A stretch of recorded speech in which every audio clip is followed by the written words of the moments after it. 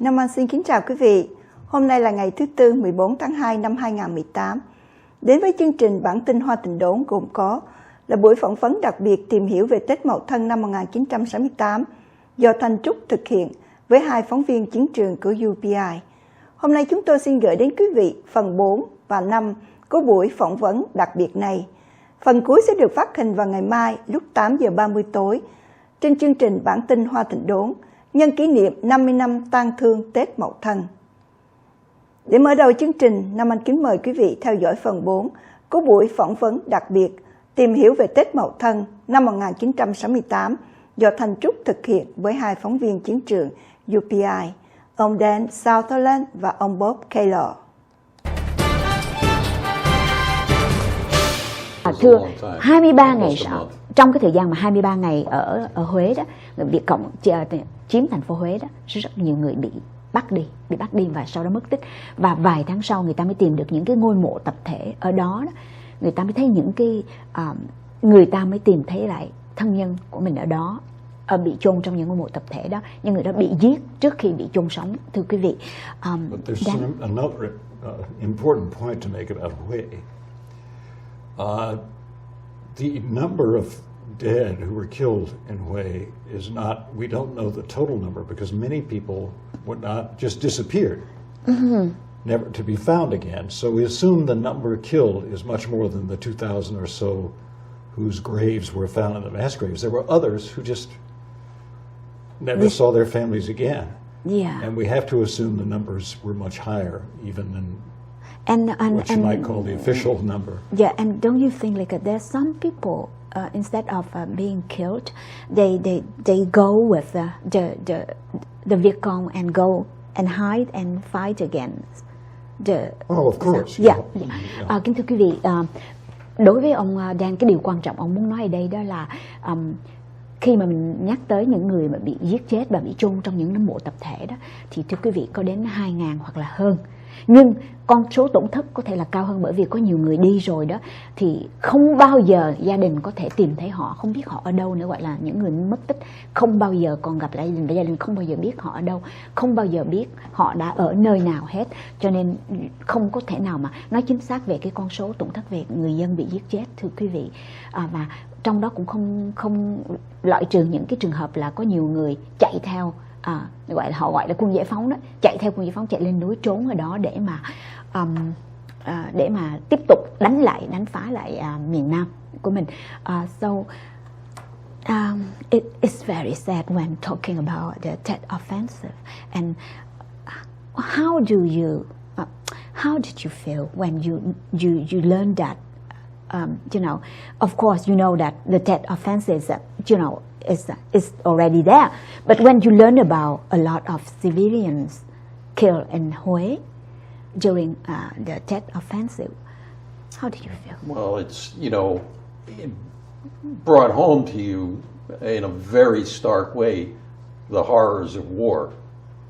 How people who have not bothered anybody, or civilians and everything like that, and they get killed by no fault of their own or anything they've done. War is a horrible thing. You have any specific report about the casualties in the civilians who were killed in Hue? I know that there were cases where the North Vietnamese came and took people from individual houses and knew who they were looking for. And, they had a very long list of people. Yeah. And they were targeting civilians. These were not government officials or anything like that. Kính thưa quý vị, đối với ông Bob Kaylor thì ông nghĩ rằng là quân Việt Cộng khi mà vào mà bắt người ta đi và giết người ta rồi chôn người ta những mộ tập thể, ông nghĩ là họ đó, những cái đối tượng đó là thường dân, chứ không có nhiều lính và không có nhiều viên chức chính phủ lắm đâu, mà thường dân là nhiều nhất, thường dân là nạn nhân đau khổ nhất, bị bắt đi, bị giết chết một cách tàn bạo như vậy. Và ông đã, khi mà ông cố gắng ông viết thì đó là một cái nhiệm vụ khó khăn khi mà tường trình lại những cái vấn đề như thế. Nhưng mà đối với ông vẫn nói chắc chắn rằng là thường dân ở Huế bị giết chết rất là nhiều và chết rất là oan ức. So I tried to suppress my feelings, to try to be, the objective reporter. And in some ways, some of my feelings only came out after the war. That I tried to put all this behind me, but you can't put it behind you. And one of the worst things for me was to see civilian casualties around Saigon, because I was assigned when the Viet Cong started firing rockets into Saigon in May of 1968. My assignment was to get into a little mini Jeep, mini Moke, and to go out to where the attacks, to find the people who were killed or wounded. And that was very painful, because these attacks were not aimed at any military targets. They were firing rockets from south of Saigon. They still had the ability to do that, even though they'd been basically pushed out of the city. Their forces were gone. But so they fired these rockets, and I reported at one point that they hit some schoolgirls near the Saigon riverfront. I went into an area where the only casualties were civilians, many of them women. And I stopped being a reporter, and I just started putting them in my mini Moke, because nobody would go into this area. It was very dangerous. It was like a rocket zone. And I started shuttling them out to where they could get to an ambulance. And fortunately, I still have some pictures of that, because at this point, we became very tired. I mean, we were working sometimes all night. You would report all day and then write during the night. And so you were becoming a little bit kind of numb. Yeah. And it's hard to explain, but to keep doing the job, you had to try to put your feelings to the side. But that is very hard. That is not very healthy. Maybe you cry afterward. You will cry afterward. It's not healthy at all. Yeah, like Mr. Kaylor said. So you kind of, that's the situation. And, ông Dan tiếp lời của ký giả Bob Kaylor, ông Dan Southerland nói rằng ông cũng muốn nói thưa quý vị, cái cảm tưởng của ông khi mà ở Sài Gòn, ông thấy quá nhiều thường dân chết, quá nhiều thường dân gục ngã trong cái trận tổng công kích đó, và ông nghĩ rằng là thật là vô lý khi mà biến Sài Gòn thành là một cái combat zone và để cho thường dân bị chết như vậy. Nhưng mà có một cái điều mà ông nói rằng là cái điều mà còn làm cho ông còn kinh hoàng hơn nữa, đó là cái gọi là cái vụ pháo kích vào tháng 5 năm 1968, thưa quý vị. I don't know, in May 1968 they call it like the offensive mini attack, là gọi là. It wasn't mini, though. It was very big actually. It wasn't a small attack, it was a big attack. Thưa quý vị, họ cũng gọi là một cuộc tổng tấn công lần 2, nhưng nó cũng lớn lắm chứ không phải là nhỏ. Và ông đã thấy rằng là ông kể lại một cái chuyện là khi đó ông lái một chiếc xe của, quý vị nhớ là ở Sài Gòn nó có những chiếc xe của những ký giả mà UPI hồi đó hay đi đó, Reuters hay lái, đó là những chiếc xe gọi là mini Moke đó. Chiếc xe đó thì nó trống, nó như chiếc xe Jeep, nhưng mà gọi là Jeep lùn đó quý vị. Thì ông lái đi và ông đã thấy có, khi Việt Cộng pháo kích vào đó, thì có hai cô thiếu nữ Việt Nam bị thương. Và lúc đó ông nghĩ rằng ông đã quên đi ông là một ký giả, mà ông kéo hai cô đó lên xe và để chở tới cho họ đi cấp cứu. Cái khó của ông Kaylor cũng như ông Southerland trong ký giả khi mà làm những cái bài tường trình về Tết Mậu Thân hay là chiến tranh ở Việt Nam đó, là một người phóng viên, người ta không có để cái cảm xúc người ta vô, mà người ta phải làm thật là khách quan. Họ đã tường trình rất là khách quan. Tuy nhiên họ phải để cái tình cảm, cái cảm xúc của họ qua một bên, và họ phải viết, họ phải thật là khách quan. Và đó là cái điều rất là khó khăn đối với hai ông.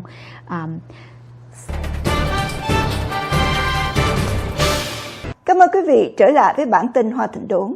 Để tiếp tục, Nam Anh xin kính mời quý vị tiếp tục theo dõi phần 5 của buổi phỏng vấn đặc biệt tìm hiểu về Tết Mậu Thân năm 1968 do Thanh Trúc thực hiện với hai phóng viên chiến trường UPI, ông Dan Southerland và ông Bob Kaylor.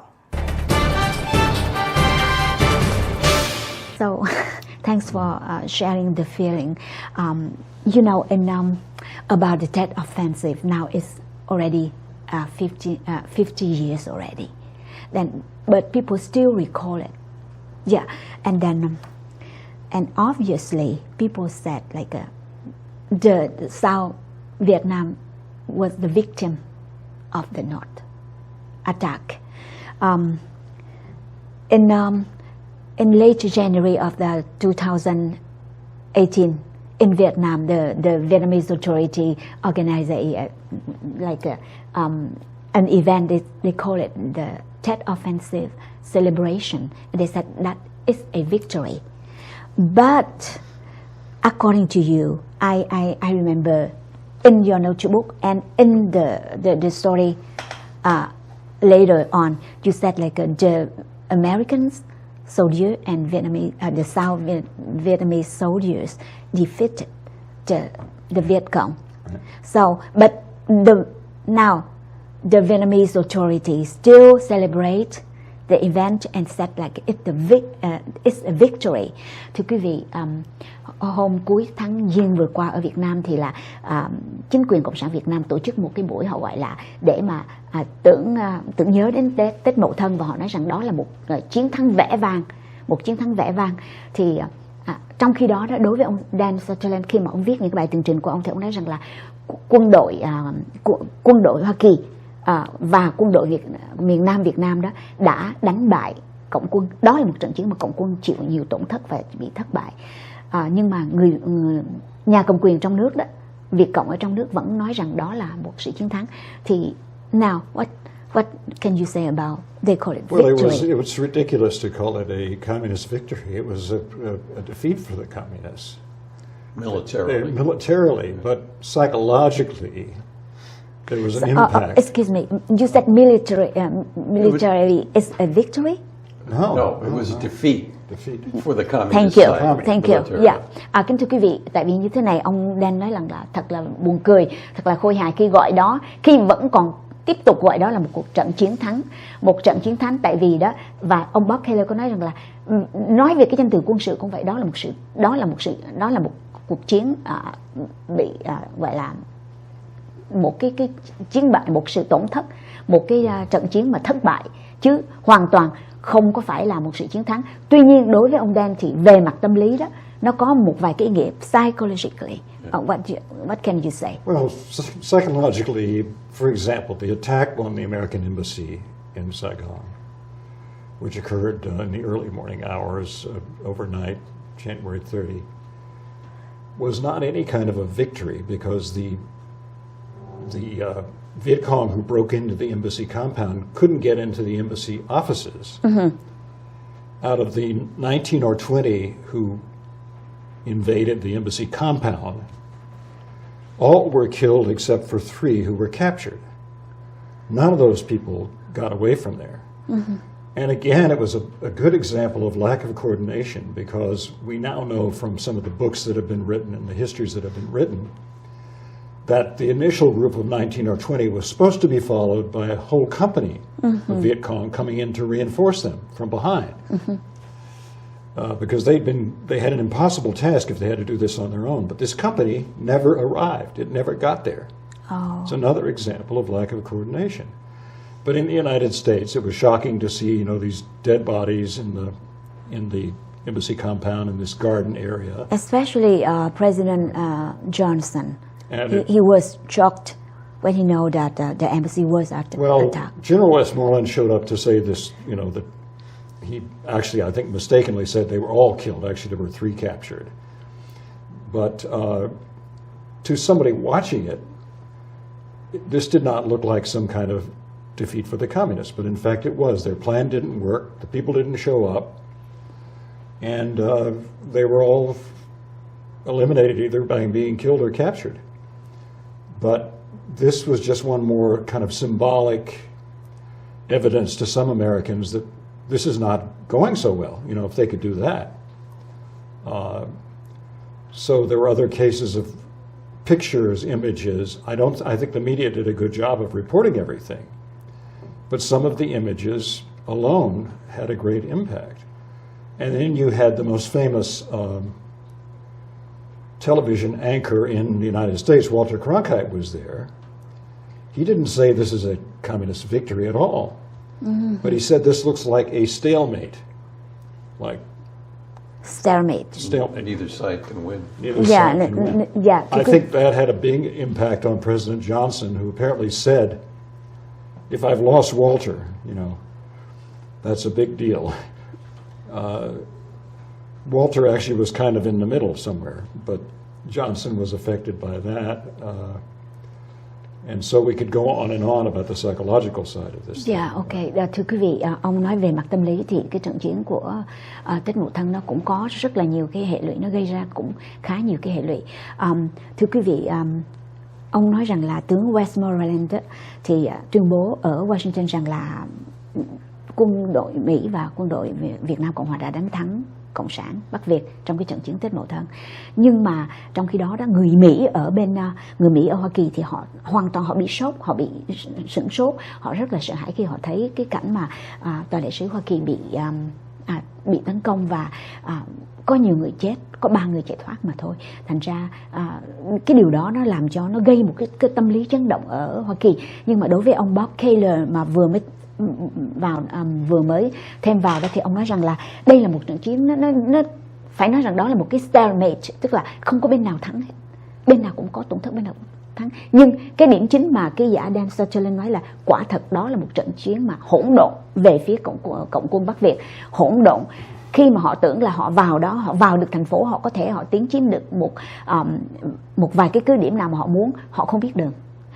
Quân tiếp ứng không tới kịp, không có gọi là miscommunication, họ không có liên lạc được với nhau, thưa quý vị. Và ở Hà Nội cũng khó khăn để mà liên lạc với những cái đơn vị chủ chốt của cộng quân ở trong này nữa. Thành ra tất cả nó như là một cái mớ hỗn độn, không thể gọi đó là chiến thắng được, không thể gọi là victory. Nam Anh xin kính chào quý vị. Hôm nay, thứ Năm ngày 15 tháng 2 năm 2018, nhằm 30 Tết Mậu Tuất, đến với chương trình bản tin Hoa Thịnh Đốn gồm có là buổi phỏng vấn đặc biệt tìm hiểu về Tết Mậu Thân năm 1968 do Thanh Trúc thực hiện với 2 phóng viên chiến trường của UPI. Hôm nay chúng tôi xin gửi đến quý vị phần kết của buổi phỏng vấn đặc biệt này. Trong phần 2 là câu chuyện hàng tháng với Trần Quang Duật. Để mới đầu chương trình, Nam Anh kính mời quý vị theo dõi phần cuối của buổi phỏng vấn đặc biệt tìm hiểu về Tết Mậu Thân năm 1968 do Thanh Trúc thực hiện với 2 phóng viên chiến trường UPI, ông Dan Southerland và ông Bob Kaylor.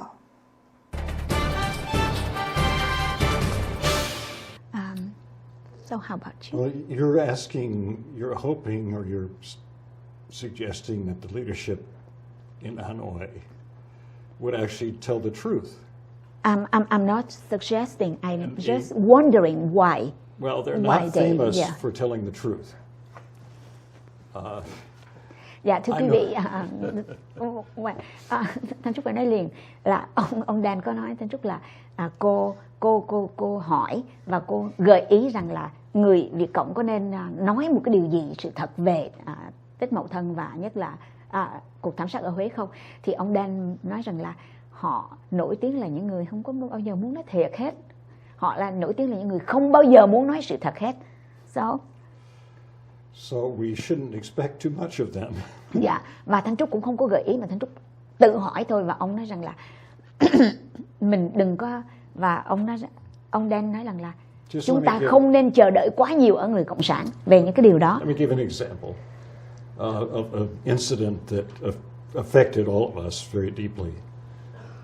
There were 5 journalists in one of these mini-mo jeeps driving. They heard there was some action occurring in Saigon in the Chulan area, the Chinese area. So they drove this jeep in. I think it was 4 Australians, 1 British journalist. And the Vietnamese in the area started telling them, the Viet Cong are there, the Viet Cong are there, stop, turn back. People were very nice to them to try to help them, try to protect them. Stop, turn back.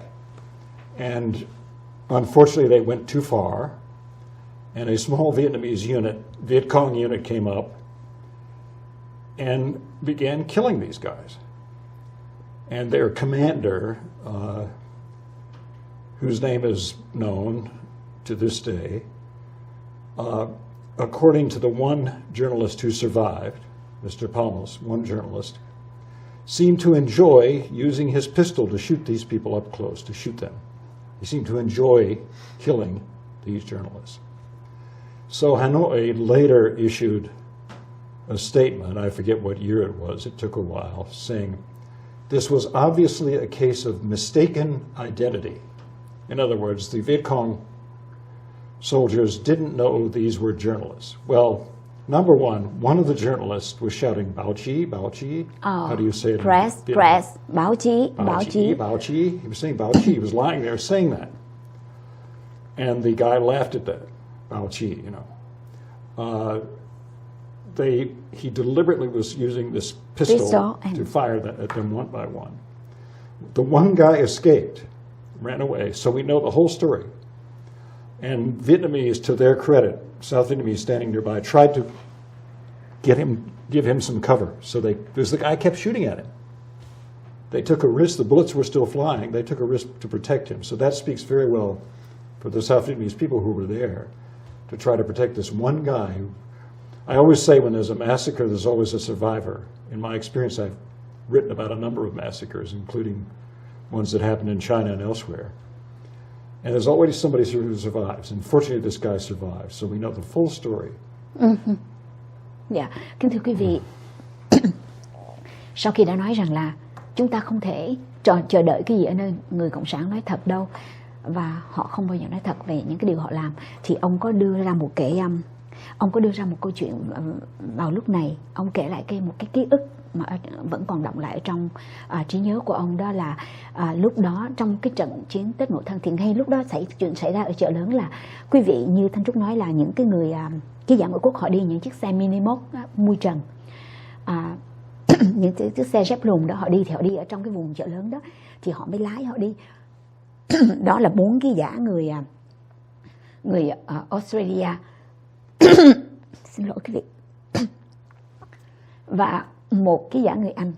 Thì khi mà họ đi trên cái con đường đó thì rất là nhiều người Việt Nam ở đó, là tức là dân chạy loạn đó, họ tìm cách để nói cho 4 người ký giả này biết là Việt Cộng ở đằng kia, Việt Cộng đằng kia, Việt Cộng ở đằng kia. Nhưng mà những người này đã quá trễ rồi, những người này chạy thì vô cái nơi đó thì một toán cộng sản, một toán bộ đội xuất hiện, và cái người mà có vẻ như là trưởng toán đó, trưởng hay là chỉ huy cái đám bộ đội đó đã cầm cái súng lục đó và nhắm bắn rất là gần vào từng người ký giả, mặc dù là có những người trong đó đã cố gắng la lên là báo chí, mà anh chàng này vẫn cười khẩy vào nói báo chí, và bắn từng người chết. Nhưng mà cái người mà chạy thoát đó cố tìm cách để chạy về phía mấy người dân, và chính những người dân và những người lính ở Việt Nam Cộng Hòa đã tìm cách cover, đã tìm cách che đậy cho anh ta. Civilians, dạ, chính những người dân đó, không phải là người lính, thưa quý vị. Chính những người dân đã tìm cách để mà gọi là che chở cho anh ta, và che chở mà bên kia vẫn tiếp tục bắn theo. Đó, thành ra rất là may là đã có một người ký giả đó sống sót và kể lại như vậy. Anh ta kể lại cái hành động của người Việt Cộng như vậy, tức là họ giết, bất kể họ giết người thường dân, họ giết người thường dân chứ không phải họ giết lính đánh nhau với họ, mà họ giết thường dân. Không có súng ống thì họ giết. Rồi sau đó không biết là một khoảng thời gian sau thì là Hà Nội đưa ra một cái thông cáo, một cái statement, một cái văn bản cũng nói rằng là đó là một cái sự lầm lẫn đáng tiếc về lý lịch, tức là họ tưởng rằng những người đó là những người lính, cho nên cộng sản tưởng như vậy cho nên mới giết. Đó là một sự lầm lẫn, nhưng mà thưa quý vị, không may cho những người cộng sản đó là một nhân chứng còn sống đã kể lại về cái hành động gần như là ác tính của cái người chỉ huy cái nhóm bộ đội mà giết những cái người lính này. Đó là những người lính bị giết ở trong trận chiến Tết Mậu Thân.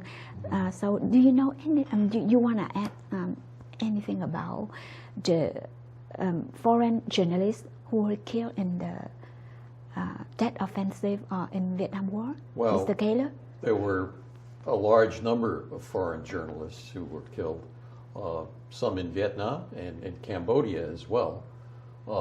The photograph which you showed there was taken by a photographer who was very well known named Dana Stone, who later disappeared in Cambodia and was Dana missing. Stone.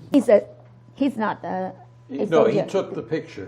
He took the picture. His camera boxes. Dạ, in the front, ok. yeah. Dạ, kính thưa quý vị, thì là ông đối với ông Bob Kaylor, ông đã có rất nhiều ký giả ngoại quốc đã chết ở trong trận chiến Việt Nam và kể cả trong Tết Mậu Thân nói riêng. Thưa quý vị, chết ở Việt Nam, chết ở Cambodia, và ông đưa ra một cái hình.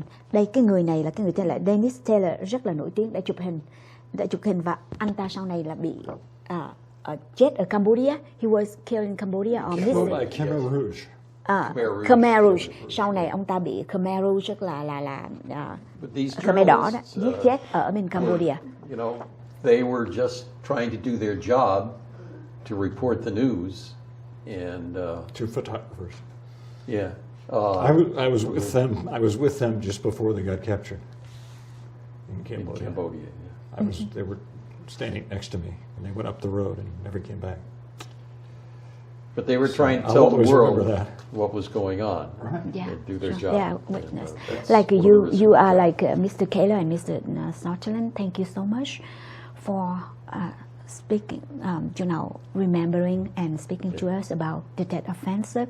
We know that you are like witnesses, and you know a lot about the Tet Offensive. And thank you for sharing.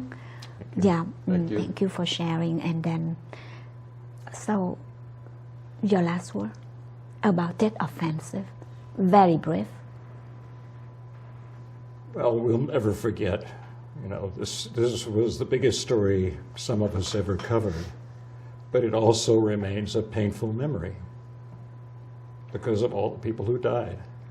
Thưa quý vị, Thanh Trúc hỏi cảm ơn về cái nhân chứng cũng như là cái sự hiểu biết của quý ông về Tết Mậu Thân, thưa quý vị, và cuộc chiến Việt Nam, nhưng mà đặc biệt là về Tết Mậu Thân. Thì ông có còn điều gì để nói khi mà nói về cái Tết Mậu Thân? Ông nói đối với ông đó là một cái điều, một cái ký ức đau đớn, buồn phiền, đau đớn vô cùng, và không thể nào quên được, không thể nào xóa nhòa được trong trí nhớ. Mr. Kaylor. Well, 50 years later, the memories are very vivid still, and they're also very difficult in many ways, particularly because of the loss of life that was involved. Dạ, kính thưa quý vị, đối với ông Bob Kaylor thì 50 năm trôi qua rồi mà cái ký ức đó nó vẫn còn sống động, nó ở trong tâm khảm của ông, và thực sự là thật là khó khi mà nhắc lại để mà còn nhớ tới những cái người đã tham dự vào những cái biến cố đó và bây giờ đã nằm xuống, đã chết đi.